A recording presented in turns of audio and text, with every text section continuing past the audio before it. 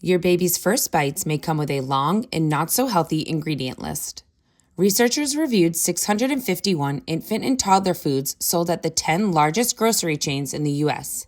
They classified foods as ultra-processed if they contained ingredients you wouldn't find in a home kitchen, like chemical-based preservatives, hydrogenated oils, high-fructose corn syrup, or artificial colors and flavors. 71% met that definition.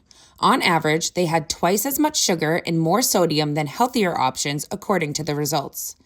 Additives were also found in 71% of the products, most commonly flavor enhancers, thickeners, emulsifiers, and added colors.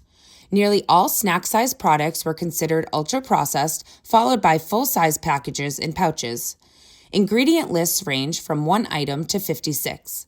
The lead researcher says infancy is a critical time for shaping eating habits and warns foods high in sugar and salt may set the stage for heart and metabolic problems later in life.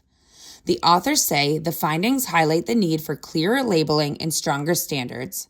Until then, they recommend checking ingredient lists closely.